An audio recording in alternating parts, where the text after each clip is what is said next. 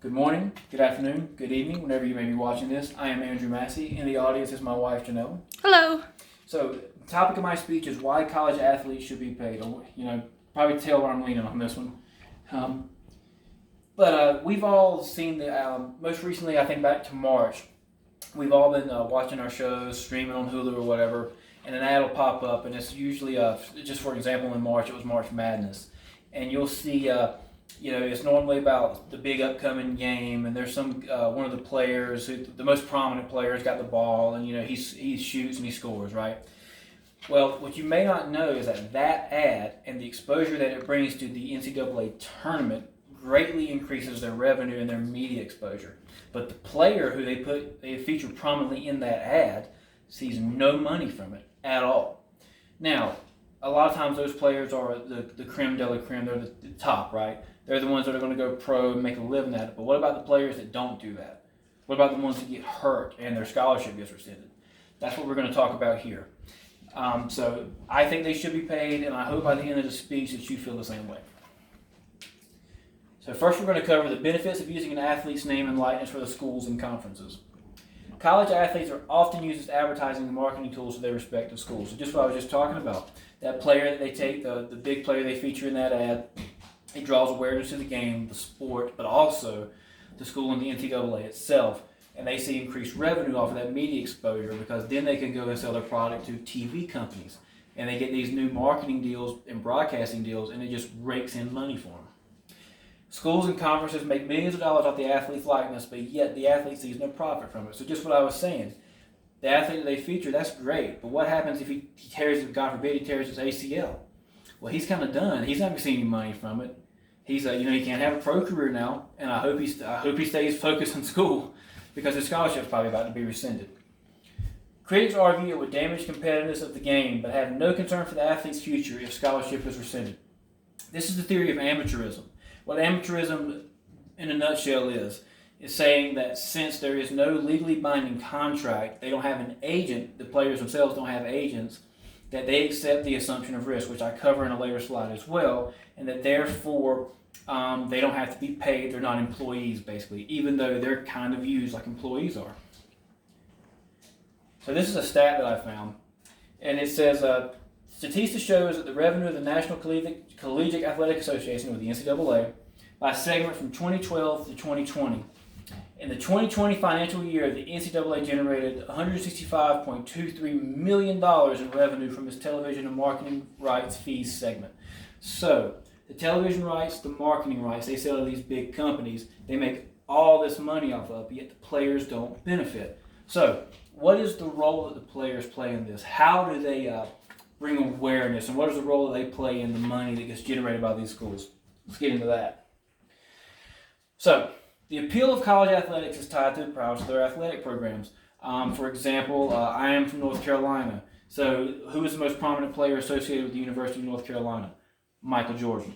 And everybody knows that that's where he went. He's a legend in the state, and it draws recruiting, and it also draws eyes and ears.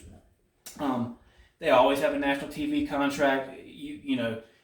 Anytime during basketball season, turn on ESPN, I bet your North Carolina game's on. That kind of thing. The mass appeal of these games provide exposure for the school as well as the NCAA itself. So again, what we were talking about earlier, it brings all this exposure and it helps increase recruitment numbers. It helps increase enrollment numbers. So it's just and also on top of the TV contracts. So it's kind of a cash cow that just keeps feeding itself basically. The players have proved so popular that the most popular college athletic award in the world is named after a player. The Heisman is named after John Heisman, who was considered the best football player college football player in the country in 1935. They named the award after him. So let's see. So this is another stat that I found based off of, it just shows how the Heisman kind of, how these players and the awards and the accolades that they brings revenue to the schools. A study done by Texas A&M University has shown that after one of their student athletes, Johnny Manziel, or sports fans Johnny Football, won the award in 2013, the football season's gross revenue increased by $37 million next year, and most importantly saw an increase by 40% in the invaluable media coverage, which helped increase enrollment.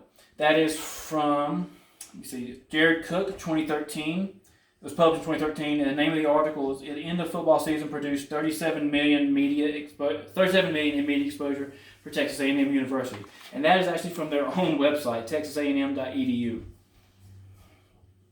So, let's say that they are injured. What happens? Well, the threat of injury and the fear of scholarship being rescinded is a real thing.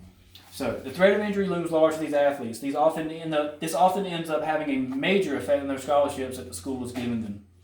NCAA rules state that players can lose scholarship if hurt, and it does happen. If they get hurt and, God forbid it's a severe injury, they will pull their scholarship. Whether it's full or partial, it's gone. And so unless they have some backup way to pay for school, a lot of times these kids can't afford school and they get kicked out. Opportunity for education is often directly tied to their health and ability to perform. What we were just talking about. If they can't perform, that money is gone, and they have no recourse a lot of times. So what happens when they do get hurt?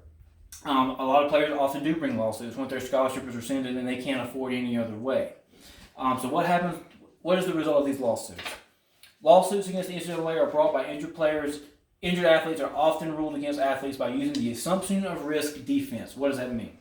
The NCAA. So what it is basically saying they accepted the scholarship, they came to the university, they assumed the risk of being injured, and therefore the school or the NCAA itself is not at fault.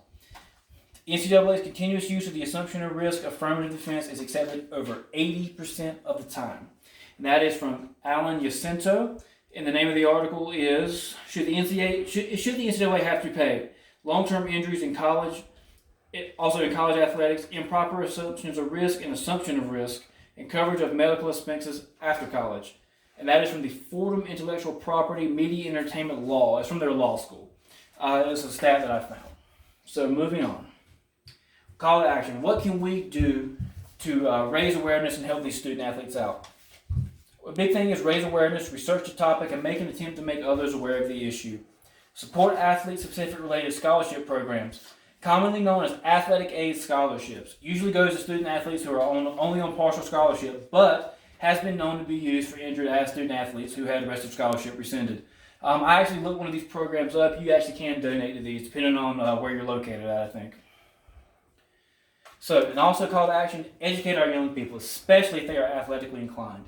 Make sure that they are aware of what the consequences can be if injured, and to have an alternative plan set up. Always, so whether it's FAFSA or just academically, make sure they are aware and that they're also prepared for other avenues of funding for their school. So in conclusion, we're all aware of these athletes. We see them, even if we're not sports fans, a famous athlete or a famous college athlete. Most recently, this past year, the NCAA tournament, the players from that whole team was famous. And a lot of times, especially just using the example of Michael Jordan, we're all aware of an athlete, but we may not be aware of what they're going through and what happens to them if they're injured. We cannot keep leaving our young people behind. Thank you for watching.